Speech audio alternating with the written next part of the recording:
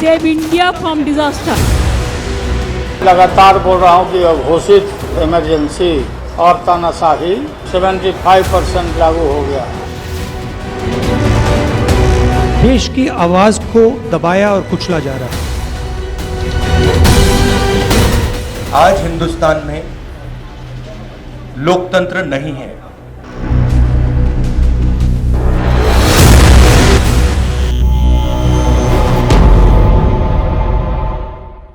नमस्कार, रितम का खास प्रोग्राम बड़ी बात देख रहे हैं आप और आपके साथ मैं हूं भारती बघेल। जिनके घर शीशे के होते हैं वो दूसरों के घरों पर पत्थर नहीं फेंका करते। यह कहावत देश के कुछ राज्य सरकारों और उनके नेताओं पर सटीक बैठती है।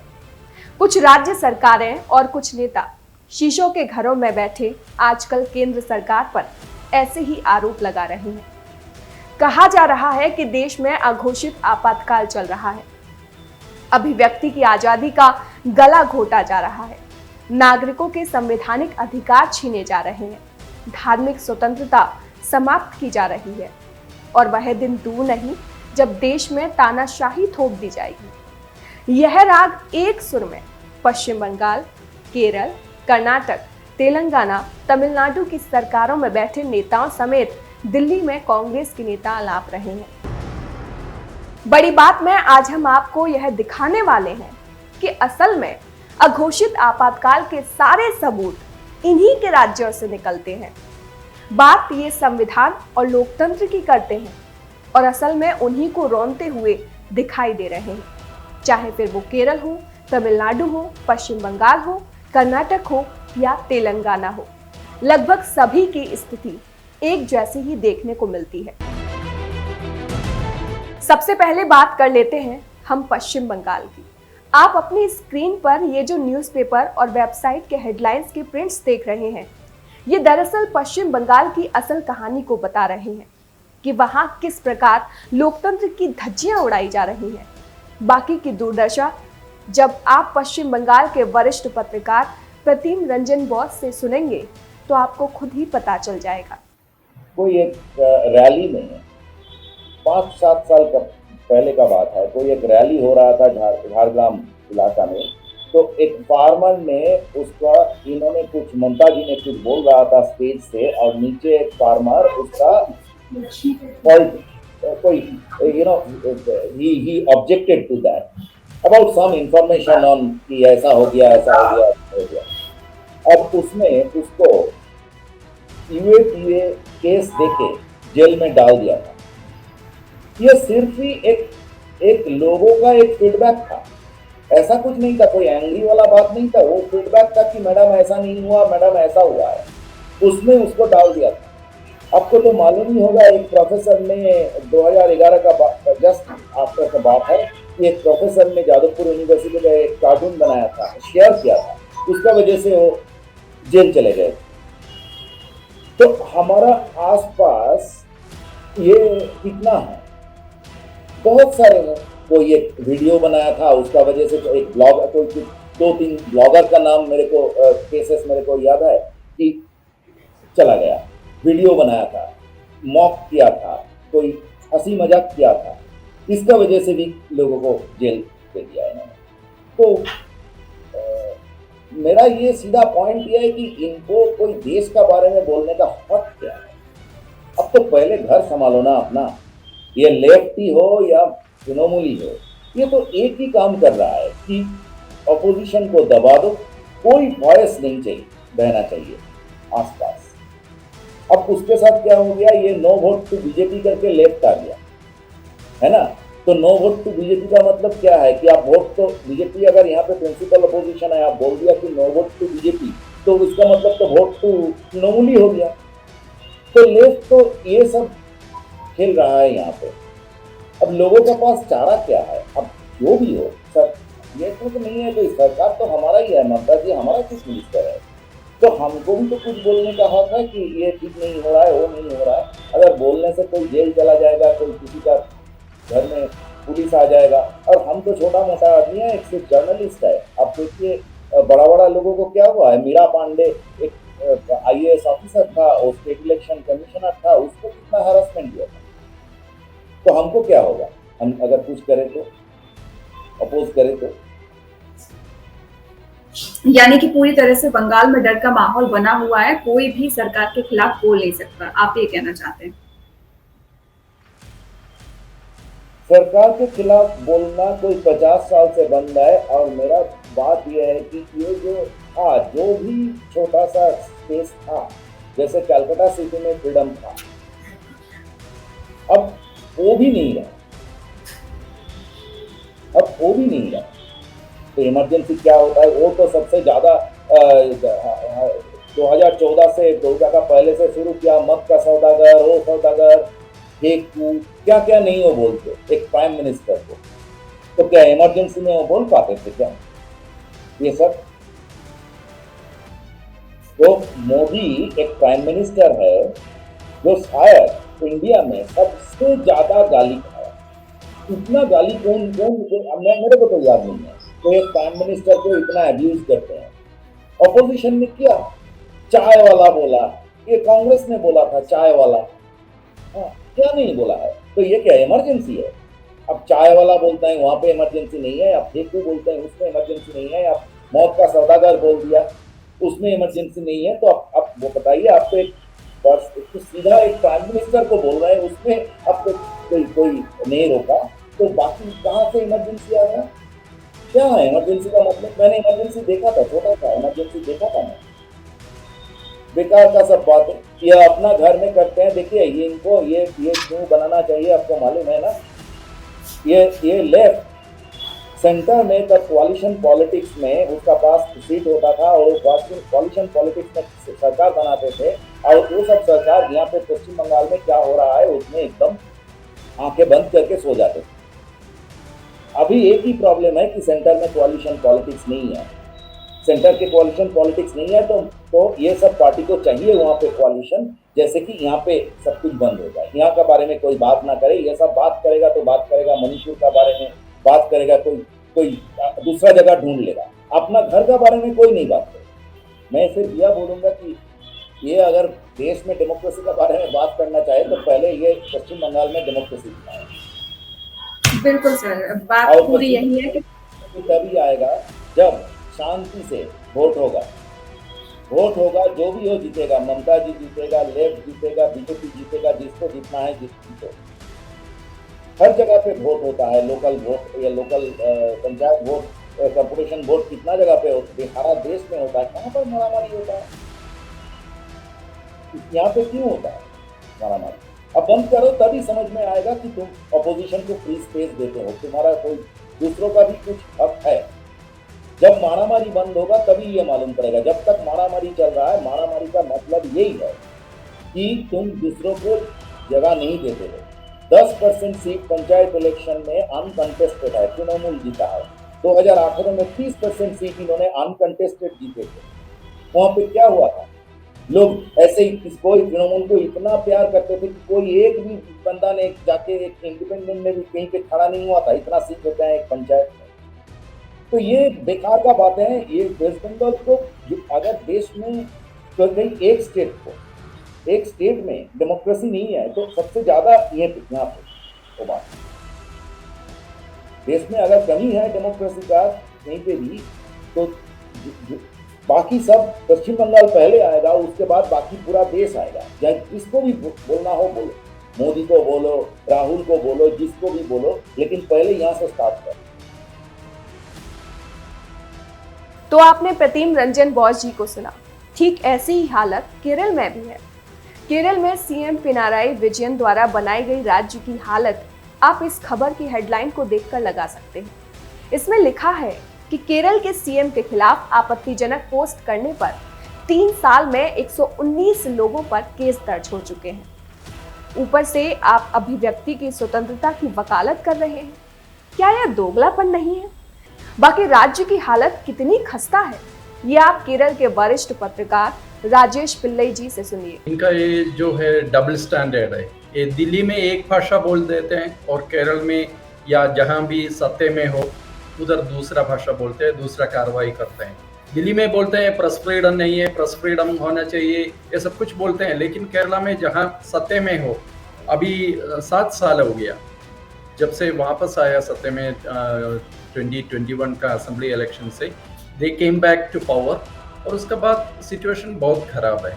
जहाँ भी एडवर्स उनका अगेंस्ट रिपोर्ट आता है, उनका अगेंस्ट कोई लिखता है, कोई रिपोर्ट करता है, तो वो टारगेट हो जाता है। तो हमेशा होता है अनडिक्लेयर्ड इमरजेंसी बोलना भी ठीक नहीं है, क्योंकि ये डिक्लेयर्ड है। उनको वो लोग, उनका नेता जो है बोलते हैं कि ऐसा करने में कोई प्रॉब्लम नहीं है, क्रिमिनल कॉन्स्पिरेसी कर रहे हैं बोलते हैं। मतलब अगर आप एक चीज़ रिपोर्ट कर लेते हैं, आपको भी वो क्रिमिनल कॉन्स्पिरेसी का चार्ज बना के आपको भी उस केस में डाल देते हैं ये लोग। ऐसा हो रहे हैं, अभी 2-3 केस हो गया अभी। तो ये अनडिक्लेयर्ड डेमोक्रेसी नहीं है, ये डिक्लेयर्ड डेमोक्रेसी है। लेकिन लेफ्ट फ्रंट जब भी सत्ते में हो, ऐसे ही होता है, हमेशा होता है, इधर होता है। और वेस्ट बंगाल में भी आप देखा होगा पहले, तो there is no I mean surprise in that. Sir, आपने बोला कि सिचुएशन बहुत ज़्यादा खराब है इनके राज्यों में खास तौर पर, तो सर क्या आप हमें बता सकते हैं कि अभी केरला की क्या सिचुएशन है विस्तार से? केरला की सिचुएशन बहुत, मतलब एक सेंटेंस में अगर बोल देते हैं तो केरला में जर्नलिज्म को क्या बोलते हैं, प्रेशर में डाल के जर्नलिस्ट लोगों को डराने का कोशिश कर रहे हैं। They are trying to frighten the people and stopping them from doing their duty. ये साफ नजर आ रहे हैं। मतलब अगर केसेस है, अगर सीपीएम के प्रमुख नेता लोग उनका बयान वगैरह आप देखते हैं, तो एक साफ है कि ये ऑर्गेनाइज्ड अटैक है। अभी 2-3 केसेस हाल में ऐसे ही हुआ है, जहां रिपोर्टर को भी क्रिमिनल कॉन्स्पिरेसी बोल के उसको भी उसका ऊपर भी चार्ज लगाया। तो हमेशा ऐसा नहीं होता है ना, ऐसा होना भी नहीं चाहिए, क्योंकि रिपोर्टर अपना काम कर रहे हैं, वो क्या क्रिमिनल कॉन्स्पिरेसी कर रहे हैं, लेकिन ऐसे ही होता है। मैं एक चीज़ बोलता हूँ कि केरला में ये सरकार के अलावा एक दूसरा इकोसिस्टम है, सीपीएम का, कम्युनिस्ट पार्टी, मार्क्सिस्ट पार्टी का एक इकोसिस्टम है, जहाँ सब लोग हैं। मतलब स्टूडेंट से यूनियन, CITU जैसे ट्रेड यूनियन से, इवन कोई भी फील्ड आप ले लो, उस फील्ड में इनका इकोसिस्टम का प्रेजेंस है। तो that ecosystem is now turning against the media. वो इकोसिस्टम मीडिया का अगेंस्ट अभी काम कर रहे हैं। और एक और चीज़ मैं आज देख रहा था, ये प्रेस फ्रीडम का इंडेक्स, शायद आप भी देखा होगा, उसमें दुनिया में सबसे वर्स्ट कंट्रीज जो है, अगर आप 10 कंट्रीज, राज्यों का बात कर रहे हैं, तो उसमें 3-4 कम्युनिस्ट बैकग्राउंड से हैं। इसका चाइना है, नॉर्थ कोरिया है, क्यूबा ऐसे कम्युनिस्ट बैकग्राउंड। तो इनको है ना क्रिटिसिज्म, उनको बहुत मुश्किल हो जाता है क्रिटिसिज्म के। They are afraid of criticism, they don't want any opposition voice. और दिल्ली जाके ये लोग प्रेस फ्रीडम का, डेमोक्रेसी का बहुत बड़ा बात कर रहे हैं। बिल्कुल, ये जो झूठा दिखावा करते हैं, उसी को लेकर हमारा ये खास एपिसोड बनाया जा रहा है, जिसके लिए हम अलग अलग राज्य में अलग अलग लोगों से चर्चा कर रहे हैं, जो वहाँ के जमीनी हकीकत को जानते हैं, ग्राउंड जीरो पर अपनी पकड़ रखते हैं। इसी कड़ी में हमने आपसे भी बात की थी, तो आपने क्या कभी सोचा था कि लोकतंत्र में ऐसी तस्वीर भी देखने को मिल सकती है? नहीं, केरला में इतना खराब सिचुएशन में कभी सोचा भी नहीं था। लेकिन मैं इधर जर्नलिज्म में मेरा 25th ईयर है, तो मैं अभी तक इतना खराब सिचुएशन नहीं देखा।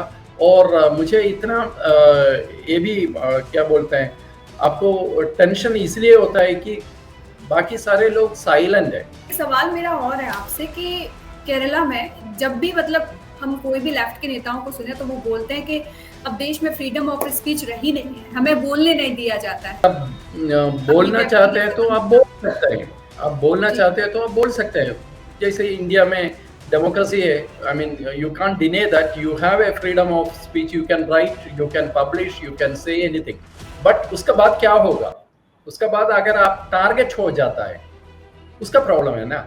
अगर आप झूठा खबर देते हैं, अगर आप pointed attack, you are trying to insult somebody on purpose, वो अलग बात है। लेकिन अगर आप न्यूज़ रिपोर्ट करते हैं, कहीं करप्शन का मामला है, कहीं दूसरा फोर्ज्ड मार्क लिस्ट का मामला है, तो ऐसा चीज़ तो रिपोर्ट करना चाहिए ना आपको। तो प्रेस जर्नलिज्म का मतलब ही वही है, you have to bring out the truth and you have to present it before the public। अगर वो करने के बाद, वो कर सकते हैं, आप कभी भी कर सकते हैं, अभी भी कर सकते हैं, लेकिन वो करने के बाद आप सीधा टारगेट हो जाता है, उधर प्रॉब्लम है। That means the state missionary is targeting you. उसी से प्रेस फ्रीडम का मतलब, आपको जैसे मैंने पहले बोला, आपको डराने का, आप दोबारा नहीं लिखने का, दोबारा नहीं बोलने का प्रेशर आपका ऊपर आ जाता है। तो that is what is called movement against press freedom, isn't it? पहले एक खास पार्टी का रूल था देश में, और एक आइडियोलॉजी थी उनकी खुद की, लेकिन दूसरे के लिए, दूसरी विचारधारा के लिए, दूसरी आइडियोलॉजी के लिए कोई जगह नहीं थी।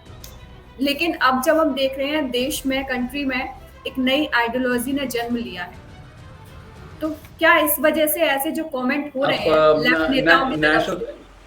आप नेशनलिस्ट आइडियोलॉजी बाय बीजेपी का बात कर रहे हैं क्या?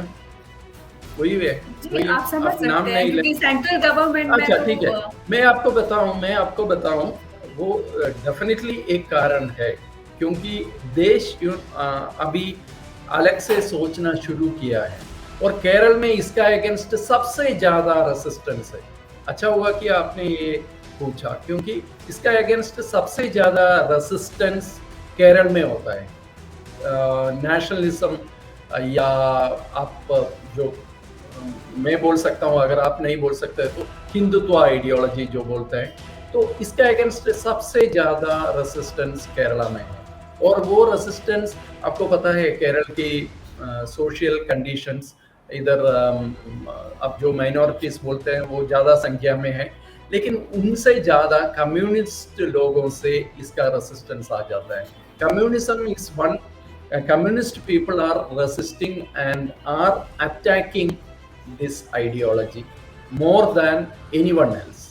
तो ये तो डेफिनेट है कि 2014 के बाद देश एक अलग से रास्ता चुन लिया है, और वो रास्ता हमने डेमोक्रेसी के आधार पर चुन लिया, लेकिन इनको अभी भी वो एक्सेप्ट करने में बहुत मुश्किल हो जाता है।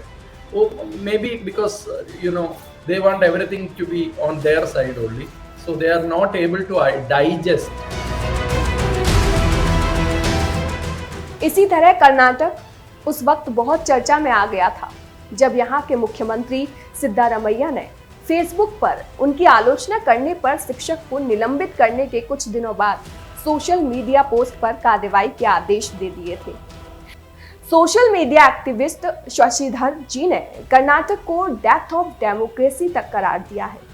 आप भी सुनिए। बहुत सारे लेफ्ट के जो नेता हैं, उन्हें अक्सर ये कहते हुए सुना जाता है कि देश में अनडिक्लेयर्ड इमरजेंसी लग गई है। इस पर आप क्या कहेंगे? ये आपने बहुत सही सवाल पूछा, और बहुत सही टाइम पे पूछा है ये सवाल, क्योंकि ऐसा लगता है कि कर्नाटक में जो डेमोक्रेसी, कल ही ऐसा हुआ कि कल डेथ ऑफ डेमोक्रेसी हो गया। अगर अब एक तो जो कॉमन मैन परेशान है, जो बोल नहीं पा रहा है, फ्रीडम ऑफ एक्सप्रेशन नहीं है। अब कॉमन मैन का बात छोड़िए मैडम, हालात ये है अभी, कल विधानसभा में 10 चुने हुए बीजेपी एमएलएस को स्पीकर ने अपना पद का दुरुपयोग करते हुए उनको सदन से बाहर कर दिया, और जो कार्यकाल जो बचा है अभी, जो असेंबली जो चल रहा है उसका जो कार्यकाल बचा है अभी 2-4 दिन, वो 2-4 दिन के लिए उनको निलंबित भी करा दिया गया। तो जब जो चुना हुआ जो प्रजा प्रतिनिधि है उसका हालत ये है, मैडम आप सोचिए कि कॉमन मैन का क्या हालत है कर्नाटक में। तो इसके लिए सर कोई एक्शन क्यों नहीं लेता? एक्शन देखिए, जिनको इसके लिए जो सदन में जो आवाज उठाना चाहिए, अब सरकार उन्हीं को सदन से बाहर कर रहा है, तो हालात का मतलब जो आवाज कौन उठाएगा? तो ये सब के लिए तो आवाज तो सदन में ही उठाना चाहिए। तो जो आवाज़ उठा रहा है जो प्रजाप्रतिनिधि, तो उनको ही ये लोग अपना पद का दुरुपयोग करते हुए स्पीकर जब उनको सदन से बाहर करेगा, तो अभी इसीलिए अभी कॉमन मैन को भी रास्ते पे उतरना पड़ेगा। तो रास्ते पे अभी बैठे हैं जो बीजेपी वाले बैठे हैं, लेकिन अब हालात ये आ गया कि अब लोगों को भी सरकार के ऊपर रास्ते पे उतरना पड़ेगा। हो रहा है मैडम, देखिए सरकार जैसे ही आया उन्होंने डे 1 से अपना मंसूबा क्लियर कर दिया था। देखिए हमारे जो मुख्यमंत्री साहब है जो सिद्धरामैया जी, अभी उन्होंने ओथ भी नहीं लिया था, प्रमाण वचन भी स्वीकार नहीं किया था। एक सज्जन थे, एक बूढ़े घर के एक प्राइमरी टीचर, राइट, शिक्षक, उन्होंने अब ये सरकार आई थी वादा करके कि हमने जो 5 गारंटी के ऊपर, राइट, तो वो शिक्षक है, जानते हैं चीज़ों को, तो उन्होंने एक क्वेश्चन पूछा सरकार को, अरे आप ये 5 वादे कैसे पूरे करेंगे? बहुत मुश्किल है, 70-80 हज़ार करोड़ चाहिए, उतना हमारा बजट नहीं है, तो ये हमको लगता है कि ये मुश्किल है, आप कैसा करोगे? उन्होंने एक सीधा सा क्वेश्चन पूछा। अपना फेसबुक पे उन्होंने एक पोस्ट डाला, जहाँ मुख्यमंत्री साहब अभी प्रमाण वचन यहाँ पे स्वीकार ही कर रहे थे, और मतलब उससे पहले ही उन्होंने पुलिस को बोला होगा कि आप सख्ती से कार्रवाई लो। तो इतना जल्दबाजी था सरकार को कि वो पोस्ट देखते ही उनको डे 1 में अरेस्ट किया गया, उनको अपने नौकरी से हाथ धोना पड़ा। वो गरीब मतलब टीचर है वो। तो मैं ये बोलना चाह रहा हूँ कि सरकार अपना मंसूबा डे 1 से ही साबित कर दिया कि आपको बोलने की आज़ादी नहीं है कर्नाटक में, अभी आप बोल नहीं सकते। अभी लेफ्ट को तो अजीब बात है, देखिए जो वेस्ट बंगाल में हो रहा है उनको नहीं दिखता है, जो बिहार में हो रहा है उनको नहीं दिखता है, जो झारखंड छत्तीसगढ़ में हो रहा है उनको नहीं दिखता है, जो पंजाब में आज आप मुंह नहीं खोल सकते उनको ये नहीं दिखता है। बस जहाँ पे मुझे लगता है जहाँ पे बीजेपी गवर्नमेंट है वहाँ पे उनको लगता है कि इंटॉलरेंस है, उनको बोलने की आपको आज़ादी नहीं दे रहा है, जबको तो ऐसा ही लगता है। तो आके कर्नाटक में देखिए मैं हालत ये है, मैं हमेशा अपना जो नेशनलिस्ट व्यूज़ मैं मीडिया में रखते रहता हूँ, मैं सोशल मीडिया में एक्टिवली ट्विटर हो, फेसबुक हो, मैं रखते रहता हूँ। जैसे ही कांग्रेस गवर्नमेंट आया, मेरे सब दोस्तों ने मुझे कॉल करके बताया, और मैं जो मेरा हितैषी है मुझे सब लोग कॉल करके बताए कि भाई अभी थोड़ा आप संभल के करो, आप ऐसा पोस्ट मत डालो। ये मतलब ये हालत है। कम से कम 50-60 मतलब मुझे मेरे पास मैसेजेस है, मैं दिखा सकता हूँ आपको, जो लोग जो मेरे करीबी हैं, जो मुझे मतलब इत्तला कर रहे थे कि भाई ऐसा मत करो, आप खुद आप सोशल में इतना एक्टिवली आप ये मत लिखो। भाई बोला सरकार कांग्रेस की भला हो, ये सरकार मेरा भी है। 6 करोड़ का जो कर्नाटक की जनता है, सरकार सबका है, कि कोई एक अब जब सरकार आ जाए तो it is not like Congress government और बीजेपी गवर्नमेंट, राइट। तो इसके लिए देखिए मैडम, लेफ्ट का तो it is always biased view रहता है। तो लेफ्ट का अगर देखना है तो आपको ग्राउंड में आना पड़ेगा कर्नाटक में। जैसा आप मेरे से बात कर रहे हैं ऐसा आपको कॉमन मैन से बात करना पड़ेगा, जो किसी पार्टी से ना जुड़ा हो, ना किसी से ना जुड़ा हो। आप उससे बात करके देखिए, आपको हालात क्या है समझ में आ जाएगा। एक बात हुआ था, एक आदमी को उन्होंने अरेस्ट किया था कि उन्होंने कुछ सीएम के ऊपर बात किया है, राइट। ये हुआ था आई थिंक बेंगलोर में हुआ था, राइट। सो और एक सज्जन थे जिसका नाम शिवराज था, और एक पिछड़े जाति से बिलोंग करते हैं, उनको भी उन्होंने बस इतना कहा था, मुझे लगता है कि जो आज का जो हमारा होम मिनिस्टर है वो बीजेपी से मिला हुआ है या तो आरएसएस से मिला हुआ है। देखिए कॉमन मैन है, उसका परसेप्शन बनता है, कुछ उसका हताशा रहता है। अब सरकार में जो बंदा जो बैठा है तो उसको इतना तो होना चाहिए कि लोग कभी उनको अच्छा बोलते हैं, कभी उनका पर्सपेक्टिव कभी बुरा भी होता है। तो जैसे उसने ये बोला कि मुझे लगता है ये होम मिनिस्टर आरएसएस से मिला हुआ है या तो बीजेपी से मिला हुआ है, एक छोटी सी एक स्टेटमेंट के लिए उनको अंदर कर दिया गया। तो वैसे केसेस अभी जो मैंने आपको 4 केसेस बताए, तो वैसे केसेस बहुत है मैडम। कुछ सुर्खियां में आते हैं और कुछ नहीं आता है। गुड दैट सोशल मीडिया के मतलब वजह से थोड़ा कुछ चीज़ें बाहर आ रहा है। तो ऐसे बहुत सारी चीज़ मिलेंगी आपको कर्नाटक में आजकल। आज के सरकार ऐसा आया है कि उनको ये करना है कि लोगों को बोलना ही नहीं है। लेकिन तो देखिए सरकार आया है पूरा गलत क्या बोलते हैं उनको, एक गलत वायदे करके लोगों को, जो वो पूरा नहीं कर सकता। राइट। तो इसीलिए उनको उनका सरकार की मजबूरी बना हुआ है कि आप लोगों का मुंह बंद कर दो, नहीं तो आप एक्सपोज हो जाओगे। तो this is the current situation and it's her दिन मतलब डेथ ऑफ डेमोक्रेसी मतलब हो रहा है इधर। Karnataka become in second Bengal very easily because they come from that background, right. आप थोड़ा इतिहास देखिए, कोतवाल रामचंद्र कौन है, आप थोड़ा गूगल करके देखिए, उनके साथ बड़ा बड़ा फोटो आपको गूगल दिखाएगा, और जो फोटो दिखाएगा तो आज यहाँ का जो कांग्रेस का अध्यक्ष बना बैठा हुआ है आज का उप मुख्यमंत्री भी है, राइट। तो ये तो उनका दाएं हाथ का खेल है जो करते आए हैं वो पहले। तो अभी जब उनको ये लगने लगा कि लोग अभी कोर्ट को जाके अपना न्याय ले रहे हैं, तो they can easily turn into a second Bengal. तो हम बंगाल का कगार पे है, तो वो हालात बन रहे हैं अभी कि Karnataka will become a second Bengal. लोगों को फ्री भी नहीं चाहिए, हमको फ्री भी नहीं चाहिए, हमको सरकार से कुछ भी फ्री नहीं चाहिए भाई। हमको जो आज़ादी जो था, जो बात करने का, हमारी बात रखने का, बस उतना दिला दीजिए हमको। और आपकी मीडिया से भी हम इतना ही हम रिक्वेस्ट करते हैं कि हमारा जो बोलने की आज़ादी है हमको दिलवा दीजिए, बाकी कुछ नहीं चाहिए हमको सरकार से। वहीं तेलंगाना और आंध्र प्रदेश की हालत भी कुछ इसी तरह की बनी हुई है। जब हमने वरिष्ठ पत्रकार के राका सुधाकर राव जी से बात की तो विपक्षी दलों का असली चेहरा निकलकर सामने आ गया। आज जितना सहूलियत है और आज जितना स्वतंत्रता है शायद पहले कभी भी नहीं थी। आज नरेंद्र मोदी को कोई भी गाली दे सकता है, आज कोई भी विरोध का प्रदर्शन कर सकता है, उन पर केस नहीं होते हैं।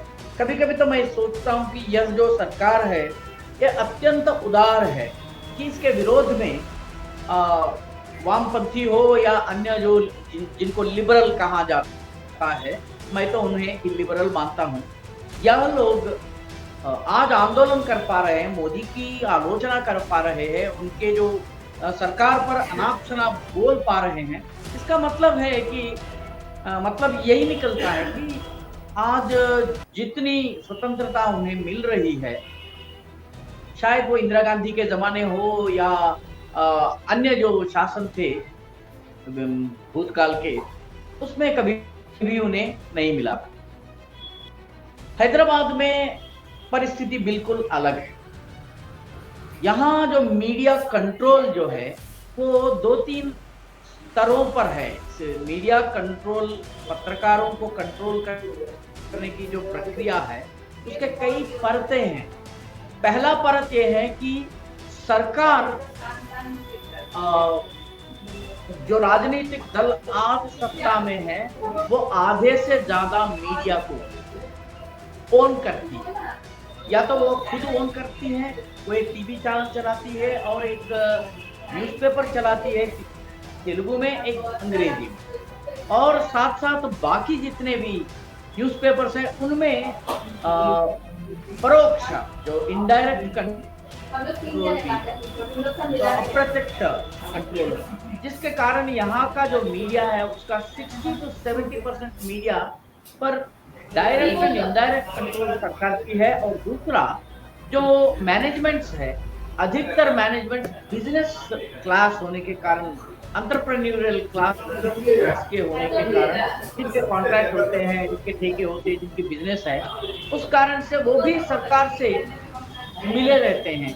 तो आंध्र प्रदेश में या तेलंगाना में, दोनों प्रदेशों में आज की स्थिति ये है कि या तो सरकार नहीं तो कोई एक प्रभावी और प्रबल राजनीतिक दल, इसका डायरेक्ट और इनडायरेक्ट कंट्रोल है। और न्यूज़पेपर्स की जो ओनरशिप है वो इंडस्ट्रियल घरानों के हाथ में है। इसके कारण जो पत्रकार है उन पर 2 लेवल्स पर कंट्रोल है।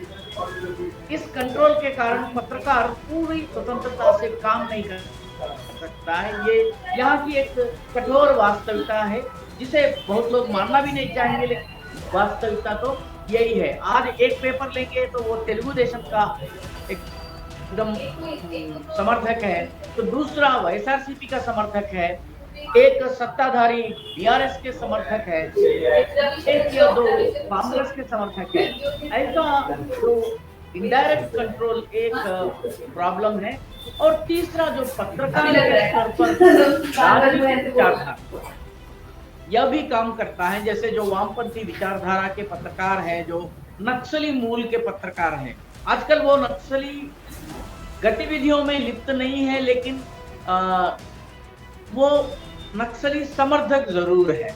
तो उसके कारण उनका भी एक कंट्रोल, मैनेजरियल कंट्रोल के साथ साथ एडिटोरियल कंट्रोल भी रहती है। तो ये 3 स्तरों पर पत्रकारों पर कंट्रोल है।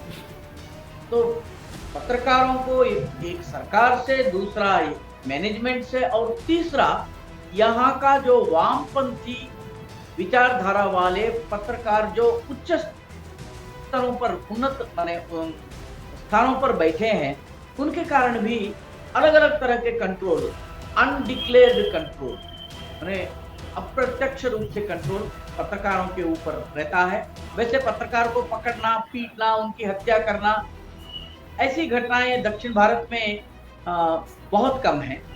सारे दक्षिण भारत में यही स्थिति है। लेकिन इनडायरेक्ट कंट्रोल, आप मान लीजिए सत्ताधारी पक्ष के खिलाफ लिखेंगे तो आप टारगेटेड हो जाते हैं, यह वाली स्थिति।